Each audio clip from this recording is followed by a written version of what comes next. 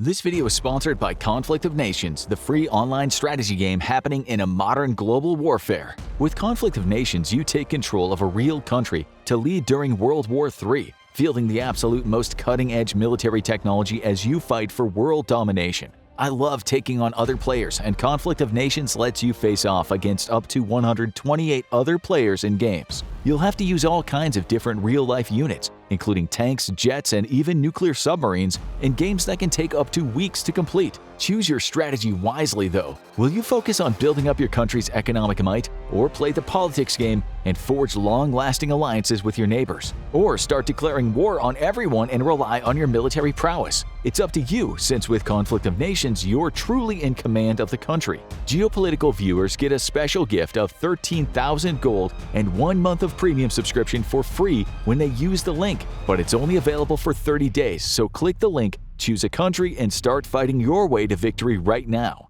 India and China are on the verge of war, and any day now the shooting could start. Just a few short decades ago, the idea of the two most populous nations going to war seemed preposterous. China and India were both leaders of the non-aligned movement, naturally after China broke up with the Soviet Union in a messy divorce. Both nations saw the power struggle taking place between the Soviet Union and the United States and wished to remain free of influence from both superpowers, and to keep other smaller nations around them similarly free of that influence. Things didn't quite go to plan, and China found out there were significant benefits to being BFFs with the big kid on the block. However, India and China's relationship began to sour long before this, mostly over territorial disputes, chief amongst them being the fate of Tibet. India viewed Tibet as a natural buffer between itself and China, with an eye to the future, wished to annex Tibet so as to control the all-important headwaters of various rivers critical to China's well-being.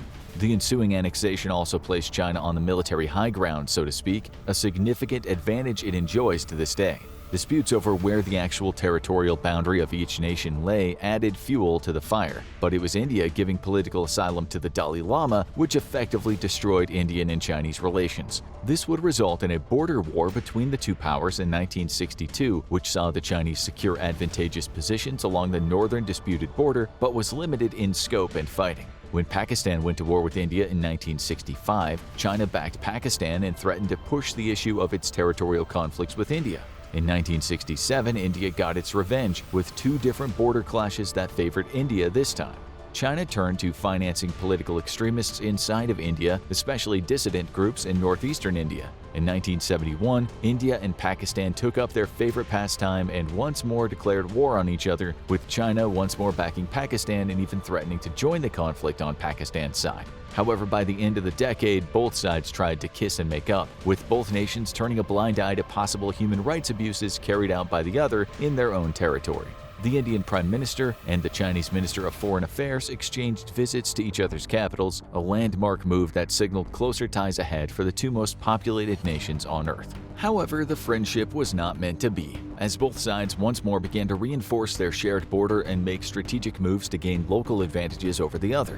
In 1987, most people believed war was inevitable, but after a series of border clashes, ultimately both sides backed away from what would turn into a highly destructive war. Going into the 1990s, China and India once more attempted to reset relations, setting up a task force to troubleshoot border disputes and engaging in mutual rounds of military de-escalation along the border. Consulates for each other's nations reopened in 1992, and both sides signed cooperation agreements on issues ranging from trade to global warming and combating animal extinctions. Then in 1998, India undertook a series of nuclear tests, which China strongly condemned. Indian Defense Minister George Fernandez made it clear that India's nuclear arsenal was primarily to defend from China, stating that China was enemy number one for India. Relations between the two sides quickly soured, with China once more supporting Pakistan in the 1999 Kargil War. Relations would remain rocky between the two throughout the 2000s and 2010s, though steadily worsening and topping off with a border clash in 2020 that led to 11 soldiers being injured.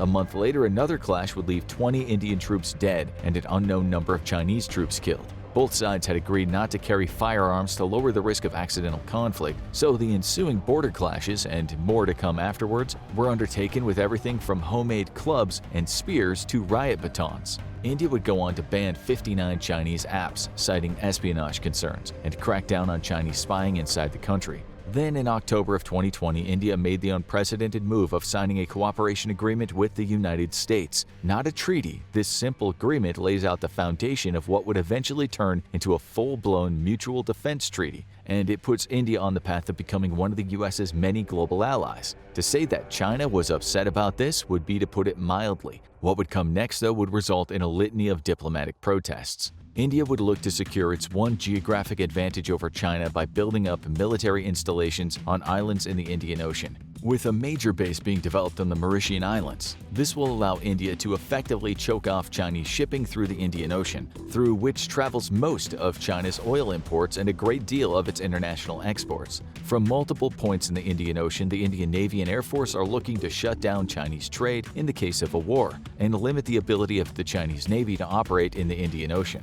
But China is fighting back, building up its own military installation on an island off the coast of Myanmar. Satellite imagery recently revealed a 2,300-meter runway as well as multiple housing and maintenance facilities. It's believed that ultimately it'll serve as a signals intelligence base for the Chinese military, though the lengthy runway means it'll be able to operate heavy aircraft from it as well, threatening the Indian Navy from the skies. India is going to need every advantage it can get against China because it's lagging significantly behind in just about every metric. The Indian military is suffering from a modernity crisis, with many of its weapon systems aging out and no replacements in the pipeline. For decades, India has attempted to stay neutral between the Soviet Union and then Russia and the United States in the West. This gave the country access to both sides' military exports, but by not choosing sides, neither was willing to let India get its top-shelf stuff. That is, until Russia needed India's money to build a fifth-generation fighter, only for India to ultimately pull out of the Su-57 project when it realized it would be unable to do anything it was advertised to do, and not be a competitor to the US F-22 or F-35. This neutrality might have served it politically, though that's arguable, but it has left India to basically shop for military hardware in the bargain bin. Attempts to kickstart a domestic arms industry have so far not gone to plan, with the development of the Arjun tank taking decades and delivering a product Indian tankers themselves consider substandard. Without strong defense partnerships, India is now attempting to build a fifth-generation fighter to eventually be upgraded to a sixth-gen, but the entire program is still on the drawing board and unlikely to get very far. India has many talented engineers, but the nation simply lacks the experience of a mature aerospace industry like many military heavyweights in the West have. This is the reason why India has been looking to get chummy with the US lately, with the nation joining the now famous Quad. This informal organization made up of the United States, Japan, India, and Australia is focused on South Pacific security, mostly geared toward containing China. For India, the U.S. offers a mature, robust military-industrial complex and the opportunity to equip itself adequately against a currently far superior Chinese force. For the U.S., India is a natural partner as a fellow democracy and is strategically poised to deliver a death blow to the Chinese trade in case of war, a natural deterrent to said war. The Chinese military is pound for pound far better equipped than the Indian military. A steady upgrade program has resulted in an air force that's over half modern, while the Indian Air Force is struggling to keep aging airframes combat ready. To add to India's problem, China is the third nation in the world to field a fifth-generation fighter, though the J-20 is largely considered a low observable and not a true stealth platform. With 200 in service and more being added every year, however, India's Air Force would struggle significantly against the far superior Chinese forces. China's defense industry is also more developed than India, even if it's better at stealing and copying technology than actually developing and innovating on its own. Given that a significant part of the developed world sees China as a potential threat to the global order, nations have increasingly been reluctant to give China access to their advanced manufacturing techniques. Also because they inevitably will try to steal them. This leaves China wholly reliant on Western, Japanese, and South Korean manufacturing equipment for high-precision tooling, and these countries are increasingly tamping down on the access China has to their machines. Despite this, China's defense industry is far more mature than India's and poses a significant threat in the coming decades as it gains more and more experience. This is why closer partnerships with the US and the West on the whole are so important to India, and part of its strategy to checkmate China.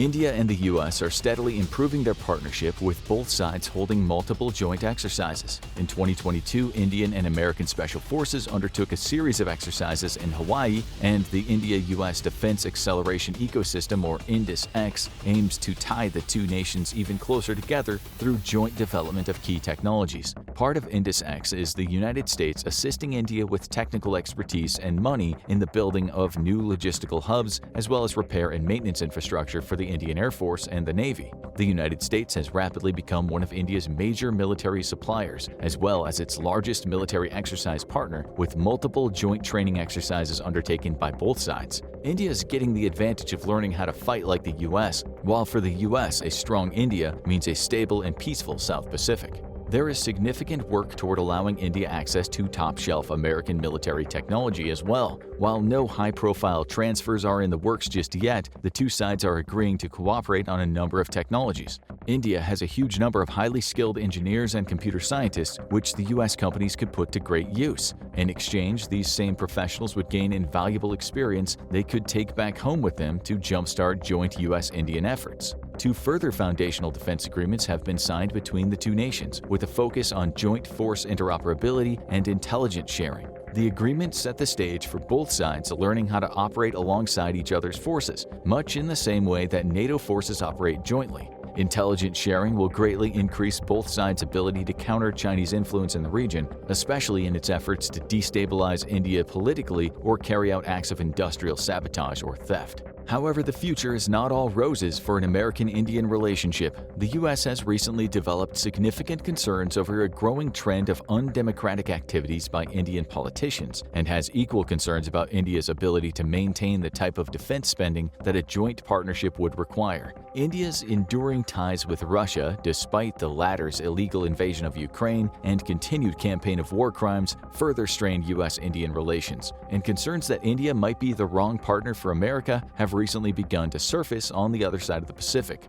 Lately, India has also proven to be slow to respond to Chinese provocations on its own border, which concerns American military planners who fear a radical shift in India toward the appeasement of China, putting at jeopardy joint defense ventures between the two sides. The US would like to see India address its increasing authoritarianism and move back toward more liberal values. There are also significant concerns over India's either inability or unwillingness to tackle a massive scam industry within its own borders, with Indian scammers stealing hundreds of millions of dollars from the US and other Western nations each year. On many occasions, these scammers have completely avoided prosecution or simply had a blind eye turned to them by corrupt police, despite Western law enforcement bringing evidence of their activities to Indian authorities. Scammers remain a significant strain on the honor of the Indian people, and a major roadblock to further deepening ties between India and any potential Western partners. With India staging its forces closer to strategically important waterways like the Straits of Malacca, the nation is set to gain the ultimate upper hand over China. However, with Chinese military capabilities growing at an exponential rate relative to itself, India needs partnerships with other global powers more than ever. How it chooses to pursue those partnerships and how committed to them it remains will dictate the future of India and its people.